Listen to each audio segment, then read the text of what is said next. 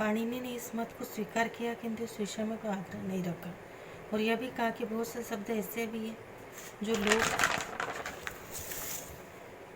की बोलचाल में आ गए और उनसे धातु प्रत्यय की पकड़ नहीं की जा सकती। तीसरी सबसे महत्वपूर्ण बात पाणिनि ने यह की कि उन्होंने स्वयं लोक को अपनी आंखों से देखा और घूमकर लोगों के बहुमुखी जीवन का परिचय प्राप्त करके शब्दों को छाना।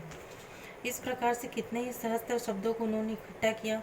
शब्दों का संकलन करके उन्होंने उनको वर्गीकृत किया और उनकी कई सूचियाँ बनी।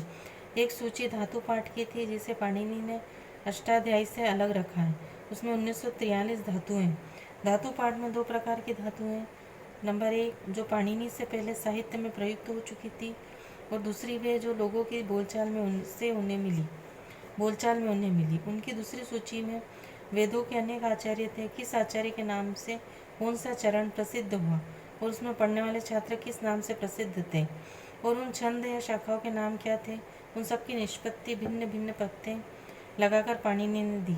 जैसे एक आचार्य तितीर थे, उनका चरण तैत्रीय कहा जाता था और उस विद्यालय के छात्र एवं वहाँ की शाखा या संहिता भी तैत्रीय कहलाती थी।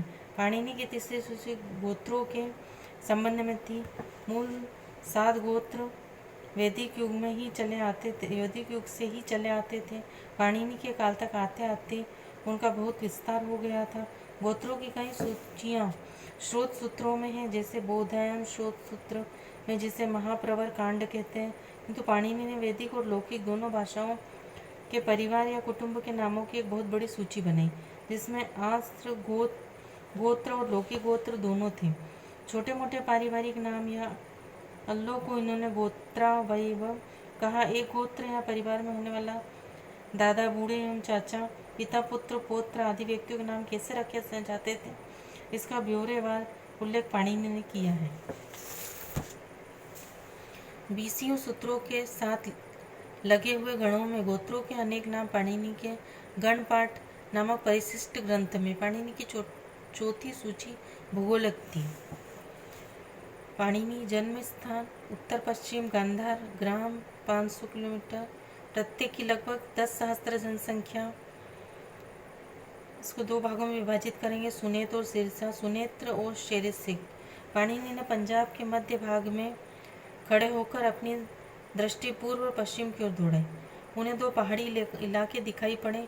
पूर्व की ओर कुल्लू कांगड़ा, जिसे उस समय तीगर्त कहते थे, और पश्चिम ओर का पहाड़ी प्रदेश वह जो गांधार की पूर्वी राजधानी तक्षशिला से पश्चिमी राजधानी पुष्कलावती तक फैला था।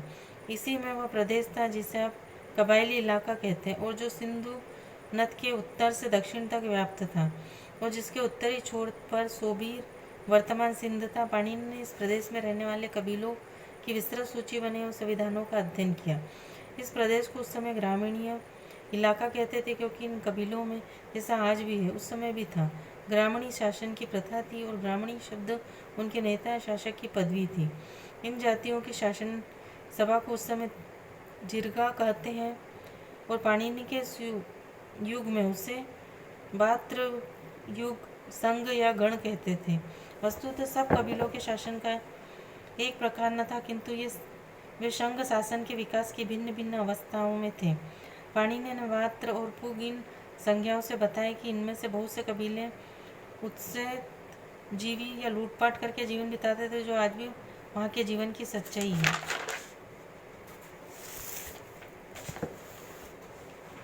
उस समय सब कबीले या जातियाँ हिंदू थी और उनके अधिपतियों के नाम संस्कृत भाषा के थे, जिससे देवदत्त अब नाम बदल गए, किंतु बात वही है। जैसे ईशा खेल कबीले का पूर्वज ईसा नामक कोई व्यक्ति था। इन कबीलों के बहुत से नाम पाणिनि के गण पाठ में मिलते हैं, जैसे अफरीदी और मोहम्मद, जिन्हें पाणिनि ने अप्रीत और मधुमंत कहा है। पाणिनि की भौगोलिक सूचियों में से एक सूची जनपदों की है। प्राचीन काल में अपना देश जनपद भूमि में बटा हुआ था। मध्य एशिया में कंबोज जनपद, पश्चिम में सौराष्ट्र का कच्छ जनपद, पूर्व में असम प्रदेश का सुरमस जनपद और दक्षिण में अस्मक जनपद नाम के 4 जनपद में बटा था। पाणिनि ने सहस्त्रों शब्दों की व्युत्पत्ति बताई, जो अष्टाध्यायी के 4-5वें अध्यायों में है। विभिन्न पेशों जैसे कुमार, ब्राह्मण, क्षत्रिय, बुनकर इत्यादि के लोगों से मिलजुल कर पाणिनि ने उनके विशेष पेशे के शब्दों का संग्रह किया। पाणिनि ने बताया कि किस शब्द में कौन सा प्रत्यय लगता है। वर्णमाला के स्वर और व्यंजन रूप जो अक्षर है उन्हीं से प्रत्यय बनाए गए। जैसे वर्षा मूल शब्द से वार्षिक,